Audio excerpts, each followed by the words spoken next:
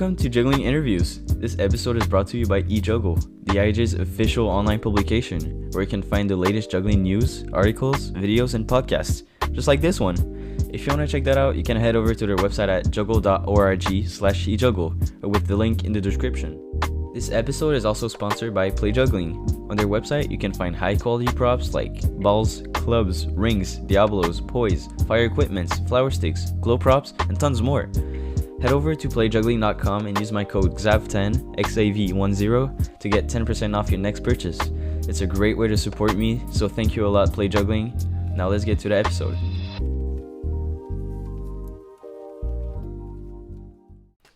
So hi guys, welcome back to Juggling Interviews. Today I'm so happy to receive Ricardo S. Mendes.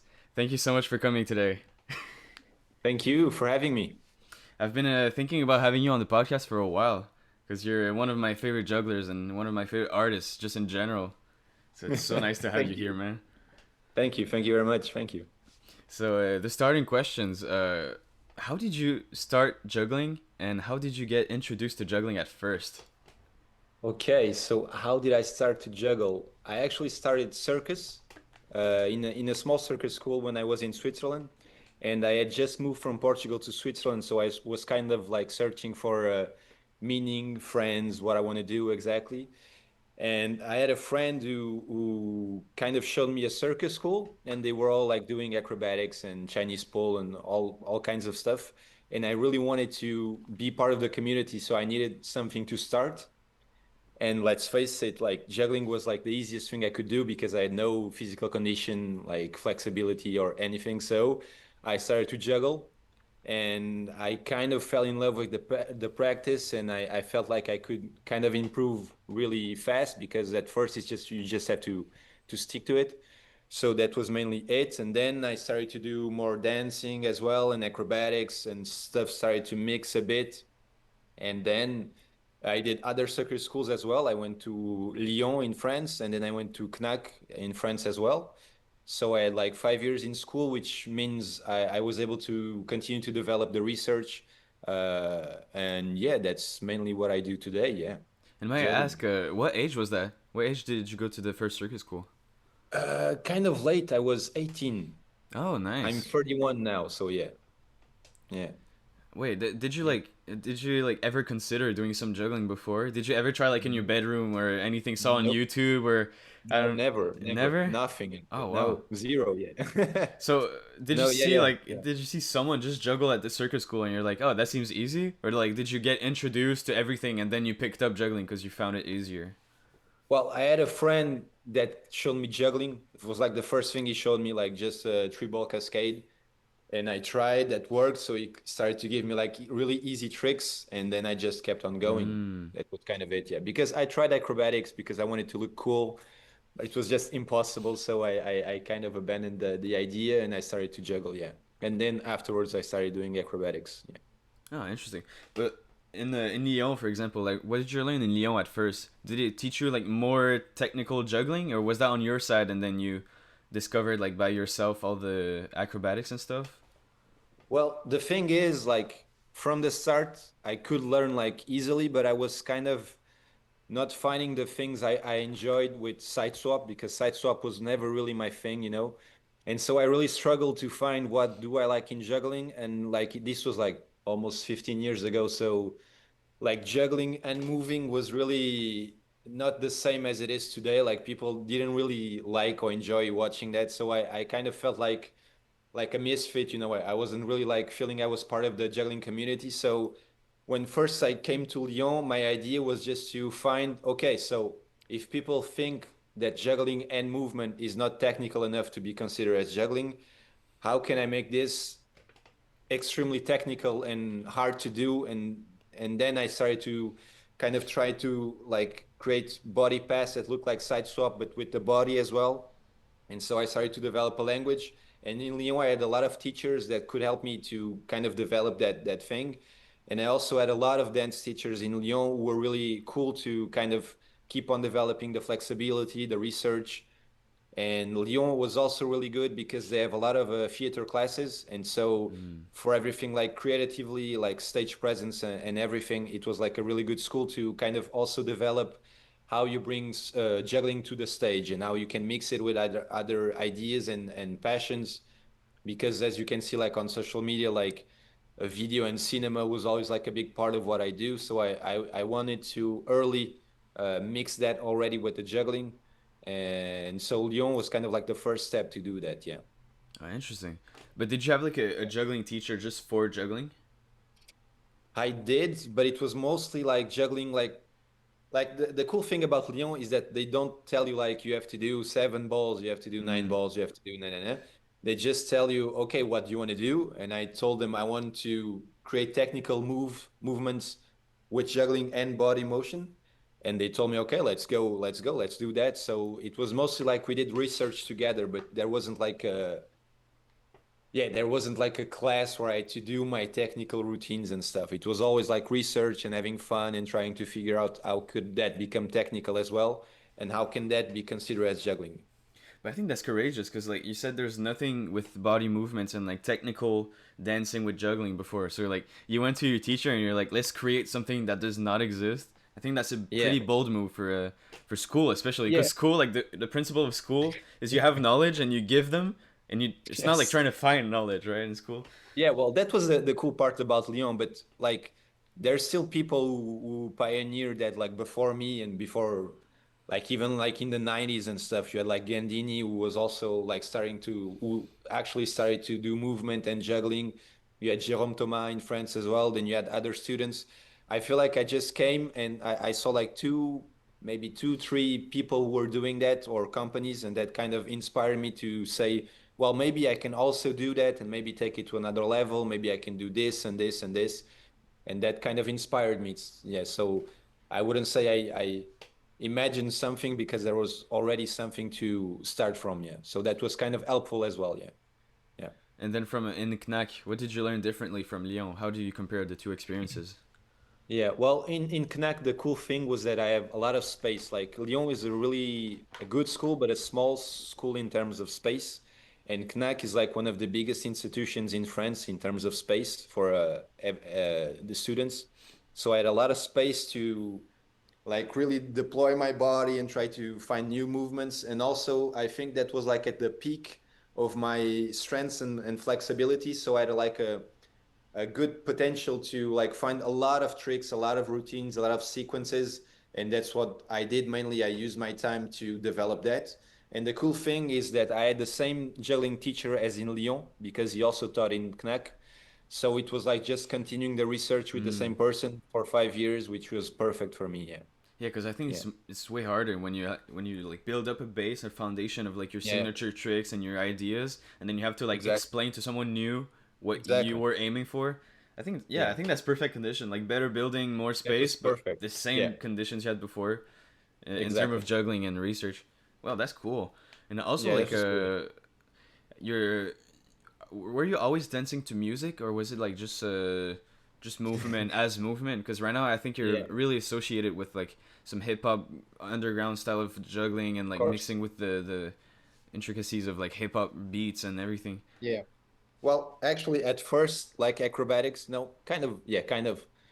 Like dance was really, really, really not my thing. Like it was really horrible, really, and I hated to move and dance and everything. But then I started to do more like contemporary dance, and that really opened the door because I felt like I could do a lot of different things, and it was still considered as dance. So that kind of opened the door. And then later in Lyon, I started to watch a lot of hip hop battles, like freestyle, and that really also gave me the idea that okay, well, these dancers have a lot of bounce, there's a lot of rhythm, there's a lot of body movements with the hands and stuff. This is could be also like mixed with the juggling, so how Mm. could maybe I create that bridge. And so yeah, hip hop started to like give me the fuel to create and the rhythm as well. And that was really cool and inspiring as well. Yeah. I feel like I always mix different stuff to do what I do. You know what I mean? I never say like juggling, so I do juggling. There's also always like kind of a mix. So like right now it's more like cinema and juggling. Before it was dance and juggling. Mm. Before that was maybe because I did architecture before, so I think it was more like architecture and juggling. I would both So yeah, there's always like been a mix for me. Yeah, But also, I see right now, like especially in the last couple few years, you've been playing a little bit with fashion slash as well. Yeah, live artistry, like the way like some props or some costumes you have might interact with juggling or might do some similes with some of your juggling. Because let's say I don't know if people have the reference, but you have a sort of character who has a big yellow head and like yeah, some really long arms, and yeah, that there's a similarity to the yellow balls you juggle, and that like without even juggling, that's giving a hint to your juggling. So I think it's super cool to mix the visual art and the cinema and the live action of the circus and mix it with the actual juggling throughout an yeah. act.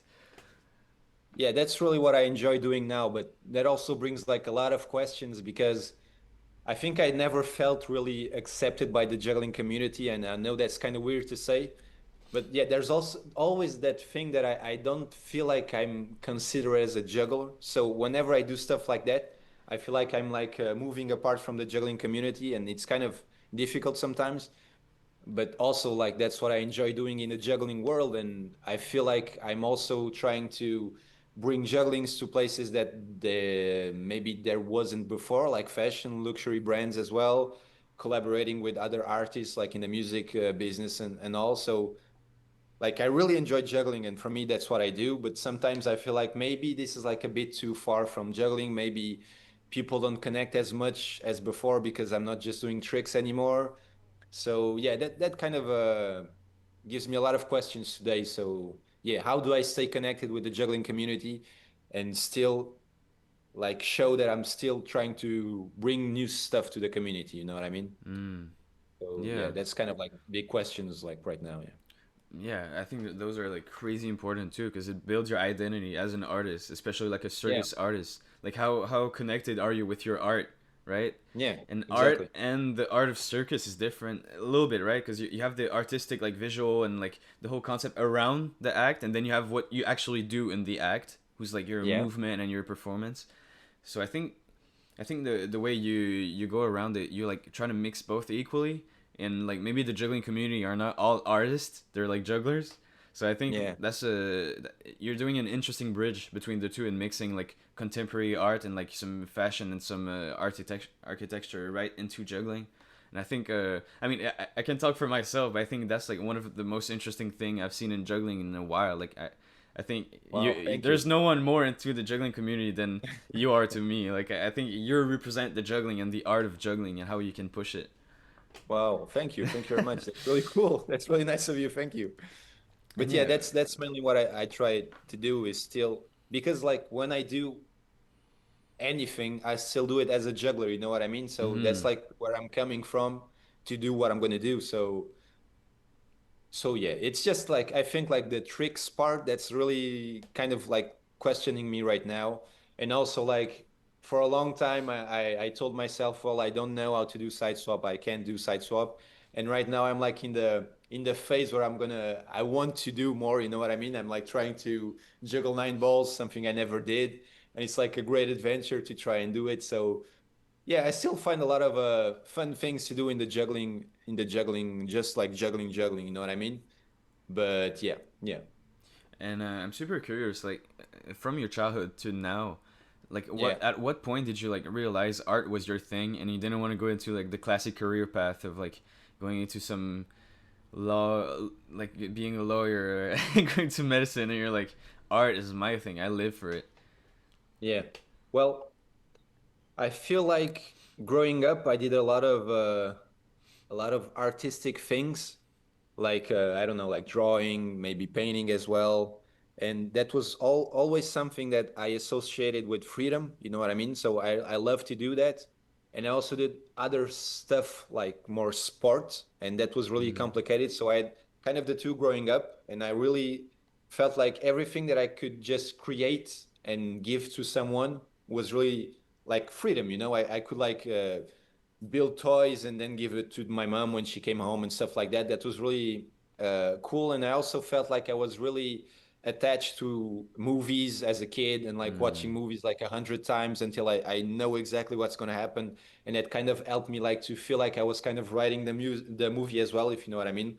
Like Mm-hmm. I was watching and knowing what was going to happen. So I was like if I was in the creative process as well. And later, when I was 18, I started to do architecture, and I had my degree when I was 22. And I started working as an architect before going into a circus school in Lyon. And so I actually tried to work in an office and on the side still go to my small circus school.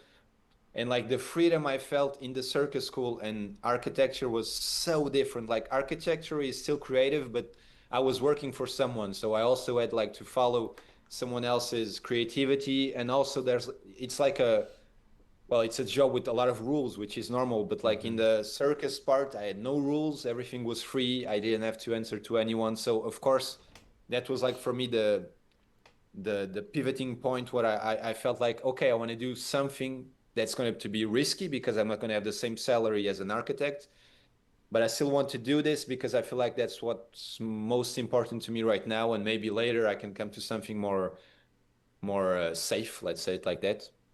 So yeah, that was kind of like the pivoting point for me. Yeah. Were you a bit self-conscious, like as you're doing the decision, like the people around you, were you scared of their judgment, like going to from architect Yeah. to juggling? Yeah. Yeah, like family and everyone told me like that's not a good idea. Maybe you should stick to something like architecture that you actually know and did. And I was like, no, I'm gonna do a circus school. I'm gonna be an artist and I'm gonna travel the world.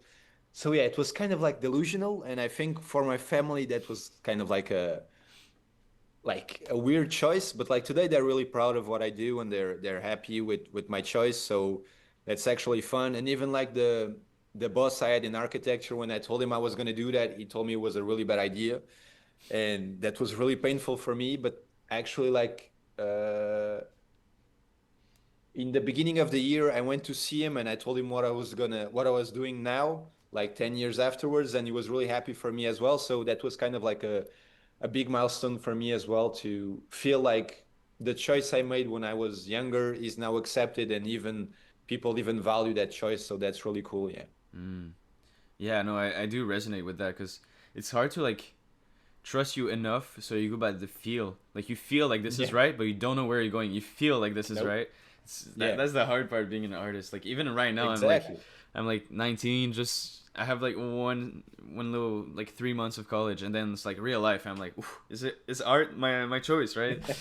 Am I deciding to go to art or am I trying to do something safe? And I think it's Yeah. so fun to like have these conversations with juggler and people that live off it or maybe want to live off it in the future. Yeah.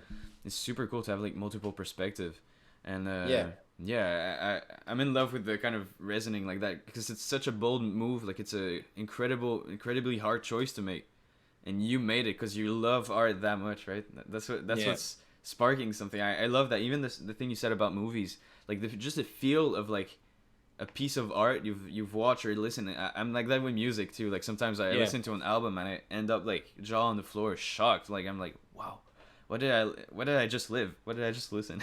Yeah, yeah, yeah. Well, you have to feel it because it's going to be like a tough choice. But if you do choose it, the only thing is like you have to accept that you're never ever going to be in control. Like even today, like I've been working for 3 years now, and it's going well. I can yeah, it's going really well, and still I feel like it's never over. Like I still have to learn this, I still have to do this is not working, maybe I should change it. Maybe I should find work in this area, maybe I should try this.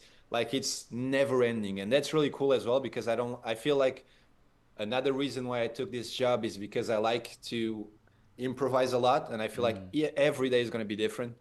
So that's really actually satisfying as well, but sometimes it can also be kind of like a stressful, you know what I mean? Because you wake up in the morning and like you just have an idea you have never had in your mind, and now you have to do it because, well, I'm like that anyways. If I think of something, I want to do it, so I have to.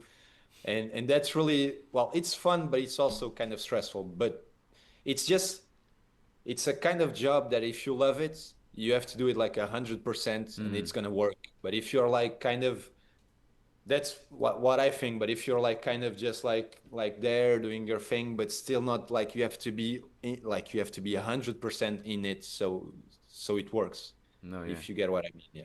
And it's also a lot of luck. That's that as well. You have to like keep it in mind. It's a lot of luck. Like you meet someone that's gonna give you a contract, then you're gonna meet someone else, etc., etc. So yeah, it's a lot of hard work, but luck as well. Yeah.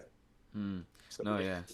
Yeah, I think that's like the joy and the beauty of being an artist, because at some point you're like just your own boss, and Yeah, I that's think true. Yeah. you choose what you want to do. I mean, it depends. Let's say you have a contract, yearly contract, like for a ship or on a boat or something. You do Yeah. a cruise. You're kind of like under that cruise for the contract for the year. But like in your shoes, I think since you're doing I don't know what's your main job. Is it juggling or being an artistic director at the moment? It's more directing. Since I came out of school, I've been directing shows, and I'm also performing in those shows. And I've been just touring with the shows I've created. And now I'm at the point I want to create. Like right now, I'm going to create like a solo act, but it's going to be like a small act, like 6 to 8 minutes. And next year, I'm going to create a show just based on juggling with like 4 or 6 jugglers. So that's going to be the first time I'm going to be directing jugglers. Before that, I did another show about like the 70s with 16 people. That was like a big thing Mm. that's touring right now. So mainly I've been doing that. But what I was going to say is, well, yeah, I'm kind of my own boss because I'm lucky enough to be able to live out of my ideas. But the thing that I'm realizing now is that even if those are my ideas, I still feel like a pressure to, um, like it needs to connect with the audience. You know what I mean? So Mm-hmm. I really feel like I like my boss is the audience, like you know what I mean. So I'm always like thinking about the reactions. What are they gonna think? Is this good? Is this okay? Should I do it like this? So that's kind of something I'm realizing now that I would like to also put in perspective, so it's like less um, stressful. But yeah, you always have to answer to someone. Actually, I would say, but you have a lot of freedom. That's for sure. Like tomorrow, I could just not wake up and that could be okay. Like I could wake up at 11 and that Mm-hmm. could be fine. But yeah, your own boss, but you still feel like a pressure. And I do that a lot of with social media, for example.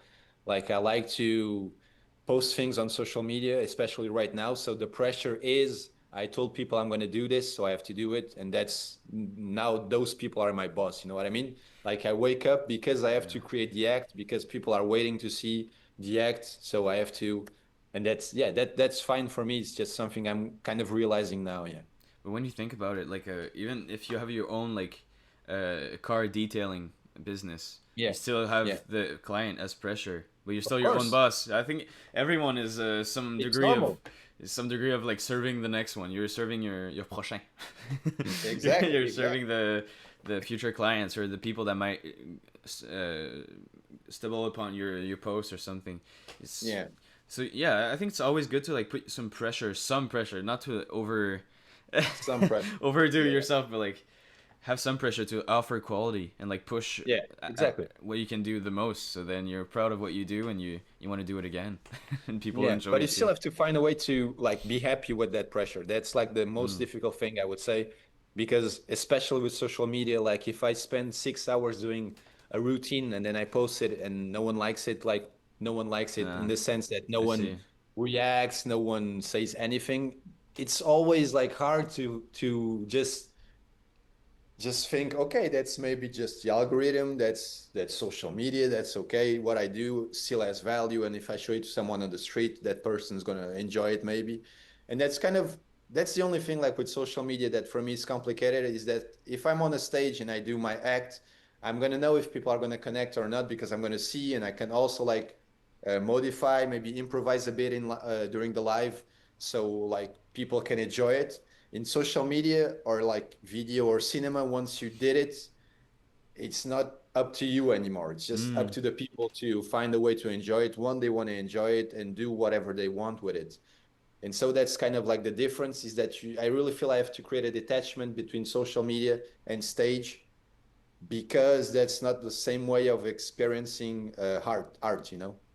Yeah. So yeah, but those are like questions I have randomly in my head, but like everything's fine. Like besides that, I'm super happy to do what I do, and I feel like it's a super amazing chance to be able to do this as a job and live out of it. So yeah, I'm really happy with the choice. Yeah.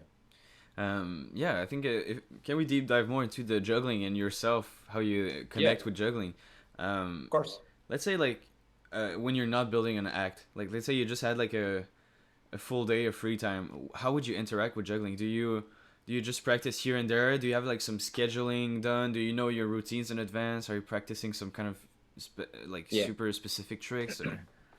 Well, I would say like right now, because during the year I have a lot of since I'm directing, I have a lot of meetings, production staff meetings as well.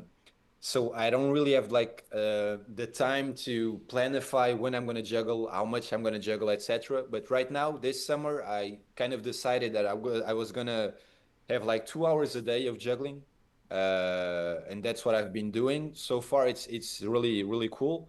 Um and yes, when I practice, I have my routines that I do usually that I have from Le Knack, so like a long time ago already.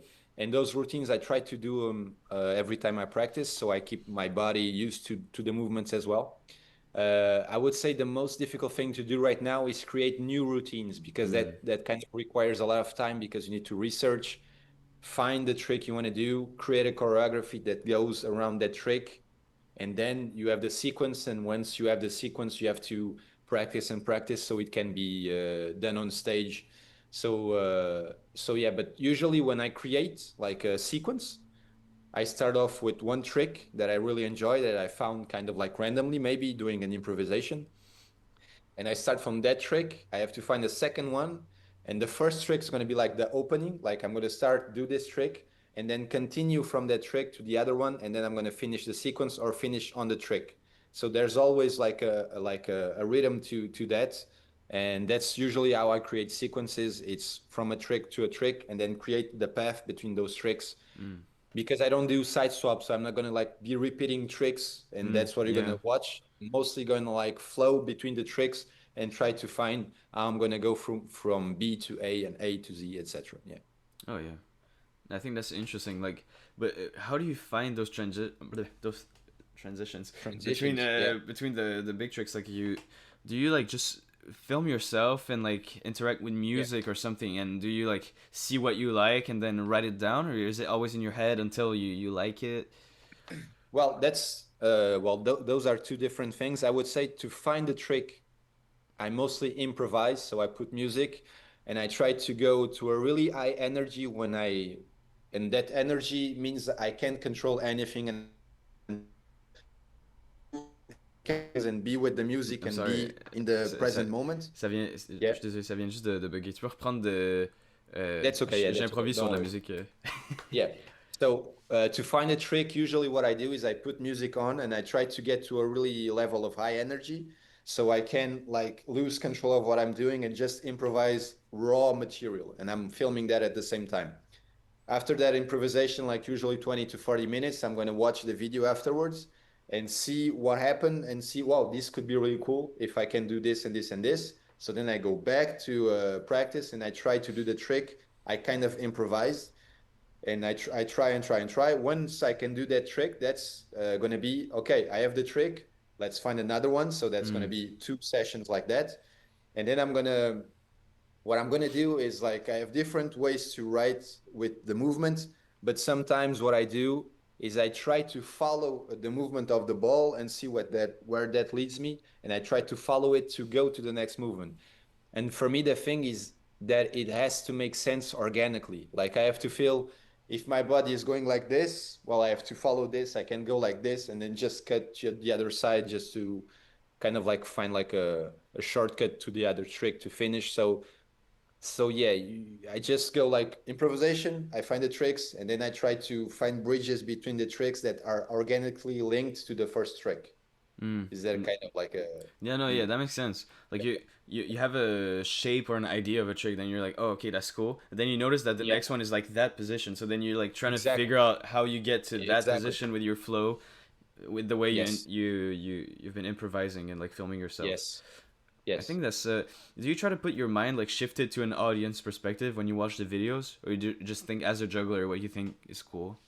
Mostly as a juggler, and I would even say that maybe like a circus artist, because I also try to, like, we know that in like the circus world you have a lot of disciplines that are really extremely impressive compared to juggling, and I always try to find, okay, what's going to be the trick that is going to be the similar as a double backflip, okay? And so I'm gonna watch, and I'm gonna say, okay, this could be cool, but I have to do this and this and this, Mm. so it can be compared to just like a backflip or a double backflip. So that's kind of it. I try to see what's going to be. Also, I always try to find the impossible trick, like the thing I'm never going to be able to do, and that's what I'm going to try and do. You know what I mean? If it's too easy, I'm not going to be interested by it. So yeah, and that's mostly it. And sometimes I have like 15 tricks I'm trying to do that I'm maybe never gonna do, but those tricks, when I get them, that's what fuels me to create a sequence around it. Yeah. Oh yeah, and like, does that also count with the one and two ball improvisation you do with like crazy 360s and like catch under the leg, like some very extreme movement mixed with juggling? Like, I think these can compare like to a backflip Yeah. in other circus art, right? Yeah, that's what I try to do. Yeah, to find like that. Yeah, that extreme movement. Yeah, yeah, that's kind of right. Yeah, but that's also based like in hip hop battles. I can see frisbee a lot as well. Of course, acrobatics, capoeira, which is a form of Brazilian dance. You must know about it. So yeah, a lot of disciplines like that that have a lot of movements with the legs and stuff that you can like inspire from and find ways to create and mix with the juggling. Mm. Yeah. That's very cool.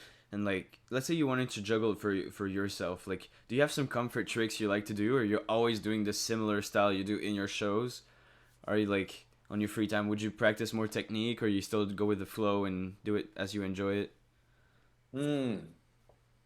That's a good question because I don't think I ever juggle for pleasure, which is kind of Mm. weird. But if I juggle, of course I have pleasure juggling, but if I juggle, I have like a goal in mind. Like I juggle because I want to create this. I juggle because I want to do this. I juggle because I need to feel like this. So there's always like something in the back of my head, which means that I don't really have like I used to have in school, like sessions where I just put music on my ears and I just move and I close my eyes and I try to find like what do I like and enjoy to do. That I don't do that often anymore. But if I do, I try to mostly improvise, like just yeah, just go with the movement, see what's happening. Okay, I like to do this. Maybe this is cool, but it's yeah, it's that's kind of became like kind of difficult because I don't have like the leisure, maybe you can say that, like to just juggle without having a goal anymore. Because like as I was saying, when you kind of like are a professional artist, well, in my case, I don't have that much time that I can just juggle for pleasure. There's always something to do, so I have to. Except this month, August is really cool right now. Yeah, it's kind of like a vacation. Yeah. Do you want to talk about some of your inspirations at the moment and where you're trying to search and how's your research? Do you go to like some artistic expository? Like, do you go to expos and do you go to museums and stuff trying to find what you like, or you go to YouTube find inspiration? Yeah. How do you like right now, especially when you're creating an act? Like, how do you search for everything you like to put everything together and like make a coherent piece? That's a good question. That's a good question. Well, to get inspired, I feel like I have a lot of different ways to get inspired. Mostly movies. Movies, that's like a really good way for me to get inspired. But that can be like movies from the 20s until movies like from now. Also, everything that's like close to design, that really like opens doors for me in my mind, like paintings, objects, anything I can see that has like a shape, like forms really help me to create because I see a form and I imagine things from that form, like okay, maybe this shape could mean this, so maybe okay, so maybe it could be a good idea to have this. So yeah, images and visual things really help me, and that's really broad, so I'm kind of sorry. But yeah, I would say mostly movies, paintings, vintage objects.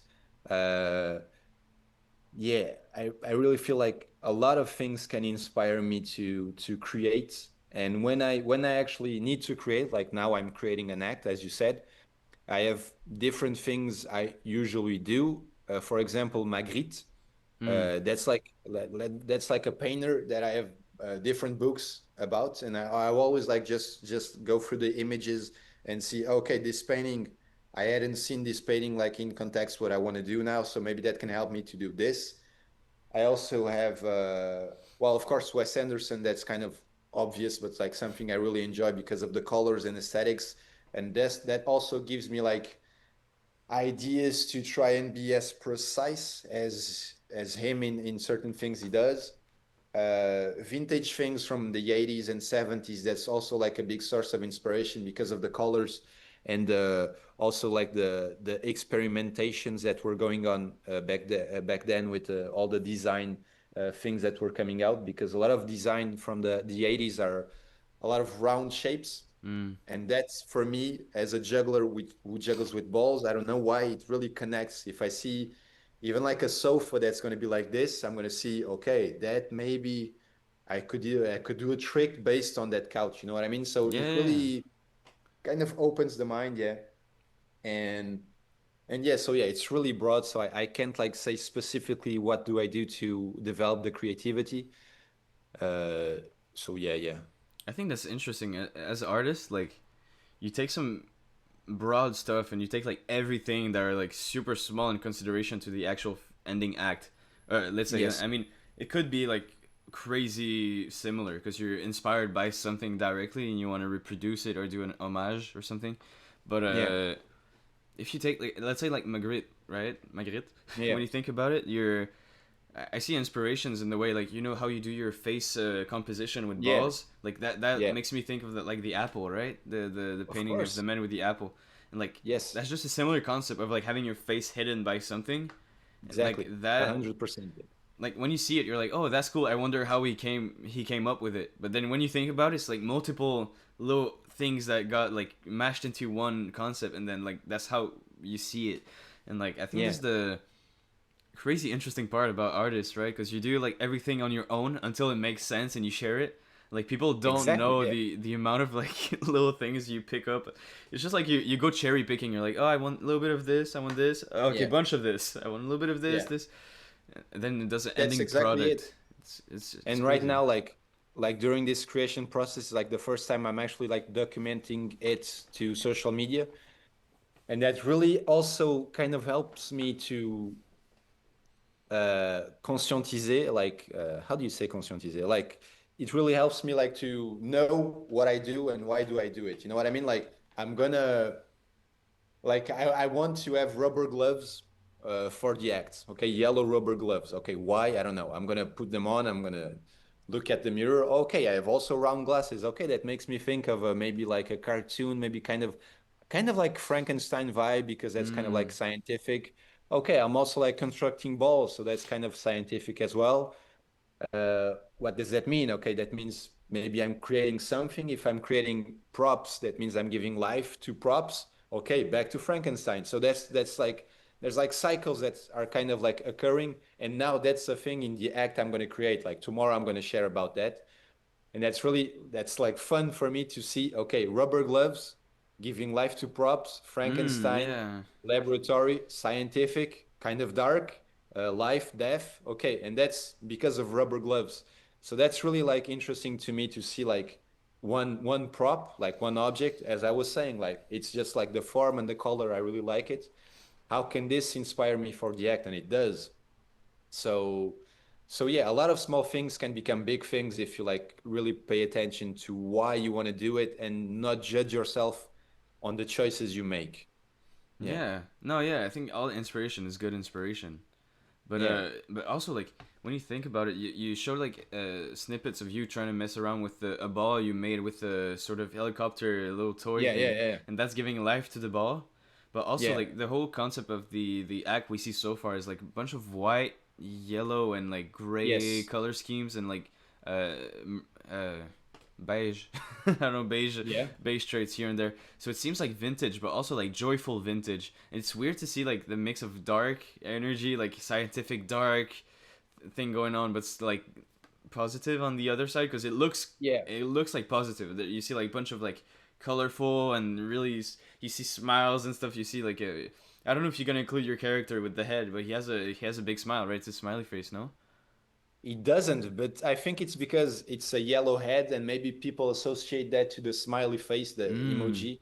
So maybe, yeah, people always think he's really playful and happy, but for me, it's kind of like a depressive character because arms are hanging and stuff. So it's really also nice to see how you can create contrast between form and sense.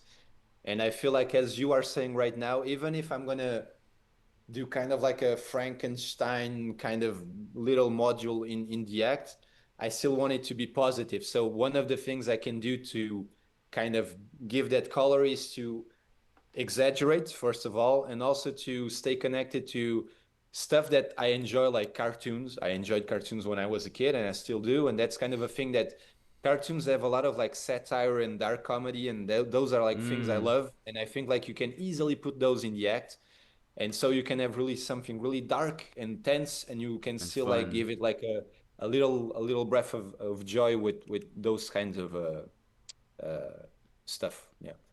Yeah, I think even like just when you think about it, the character with the long arms, like falling arms, but Yeah. he's yellow. But like the image I have is happy, but also he's Yeah. representing sadness. But like the thing is that literally as artist, you're creating, but you're like fighting with your emotions at the same time. So the character literally Yes. like defines the artist, like the sad but trying to act happy and like show that he's still good on the outside. And I don't. That's maybe me like extrapolating like too much, but I think that No, I think you're right. that's how I resonate with your creations so Well, far. thank you.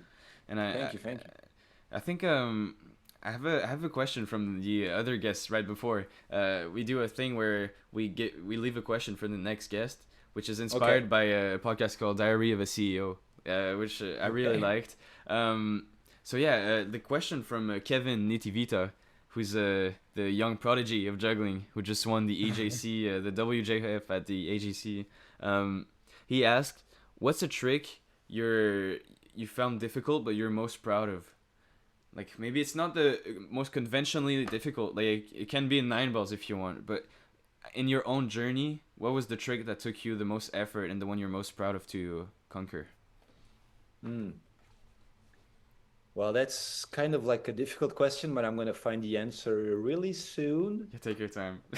Well, the thing is like my problem with that question is that when I master a trick, it's like I forget like all the pain I had to kind of do it. You know what I mean? And now I feel like everything I do is really basic. I don't see tricks anymore.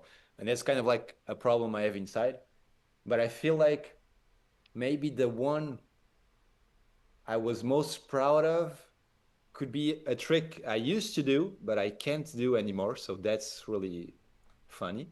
It's the one I called Eagle, which was I basically do like a three ball flash. That's not true. I'm juggling with three balls. I flash one of them, then I go like this with the two others. I do this movement, and I catch the two of them behind. And the ball that was in the air, I catch it in my neck. And at the same time, Mm. I go from being on my feet to being on point. You know what I mean? Yeah, on Uh, your toes. on my toes, exactly. So that's like the most, I would say, the most difficult trick for me to learn and to do right now again because I can't do it anymore because I didn't practice that one. So yeah, that's maybe the one I'm most proud of. Also because it's the first time that I posted that in Juggling Rock, the group on Facebook, and that was like the first time that the community like responded positively to what I was doing. So it was kind of like a recognition moment where I felt like, Mm. okay, this is it. Finally, they feel like this is technical. Okay, so let's go from this and let's create like 100 tricks like this. So that was maybe like the first one. Yeah, I think.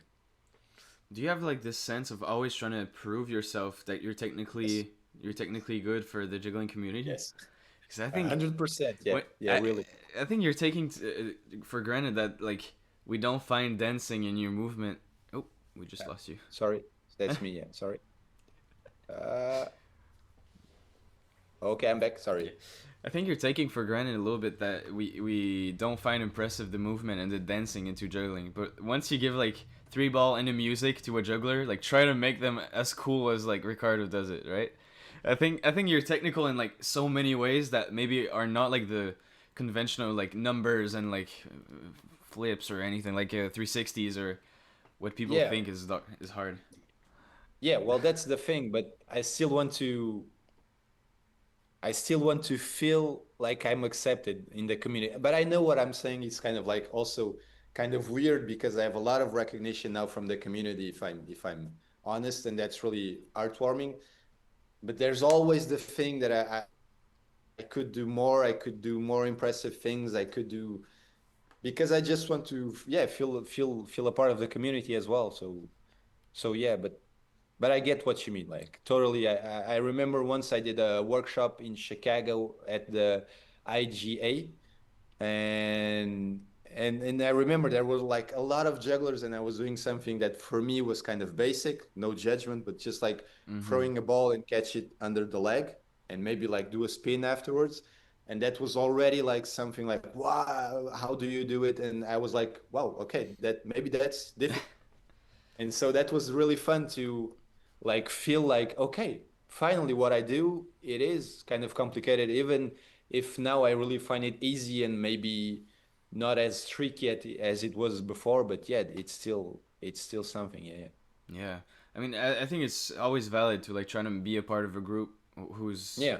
who's your main job, right? Because you've been doing juggling for most of your time right now as a as a professional artist, right? So it's always relevant to try to stay like cool for the juggling communities as well. Of course. Yeah. Yeah, for the next guest, do you want to leave a question for them? Have you thought Hmm. about a cool question you could leave for the next one without knowing who's coming next? That's the fun Yeah. part. Well, maybe I would like to ask if they know why they chose the prop they chose. Like, you know what I mean? Because I chose balls and now I know why. I feel like I know why. And that for me, that could be a question, yeah. If they know why they chose that prop and why they stick with it and why not some other prop. And yeah. I mean, Yeah, maybe that, yeah. let's say I'm interviewing someone that does like all three props. That could be also a question like Sure. why do you choose all three, Yeah. right? Yeah, Why that don't you can be a stick to question. one?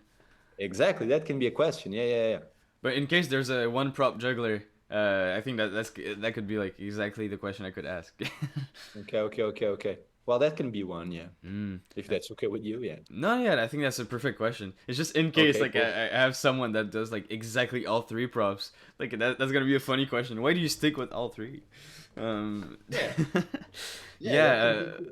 yeah. Before we close off, Yeah. what can we expect from you in the near future? What's going on in your life? How can we support you in your journey?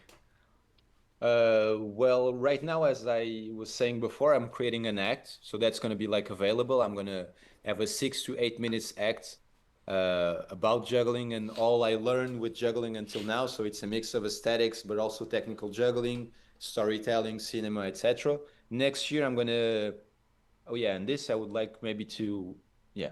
I'm gonna do a project with 4 to 6 jugglers. I don't know yet. That I'm gonna be directing. So that's gonna be something that's gonna come out next year. Otherwise, yeah, I don't know. I'm still like collaborating with new brands and stuff. So that's something that's still going on, and that's really fun to bring juggling to places that normally do not have juggling, and that's Mm. really really really funny to see. Um but yeah, I mean that's mostly it. Yeah, yeah. That's so cool. I think everyone watching, go on Ricardo's Instagram and follow the progress. I think especially right Thank now you. you're posting so much cool stuff, and it's so cool to see your journey and like how you manage to like do a little trip through everything, all your ideas. It's the fun like hidden part that's cool to see. Yeah, Because then once you'll release the act, people like know how you built it. So I think that's even more appreciation you can get from the your audience. Like if they followed the progress and the yeah, breakthrough of everything that happened, like what you put together, and then they see the final product, they're like, oh wow, that all made sense. Everything just connected. yeah, yeah. Well, That's the point. Yeah, I hope I can like really film the act properly so I can share with everyone once it's done. But yeah, that's the goal. Yeah. Thank you so much, Ricardo. Thank you for Well, coming thank on my you. podcast. I Thank you. think Thank you. you're one of our crazy cool jugglers we can have. I think you're people should follow your universe. Like people should if you listen, if you're listening to this and you haven't seen or heard about Ricardo, please check it out. Like check out what Ricardo has to offer. Like Thank you. I That's cannot really nice. recommend this enough to any juggler. But yeah, thank you Thank so you. much for Thank you. coming. Do you have any last Thank you for message? having me. No, no, that's it.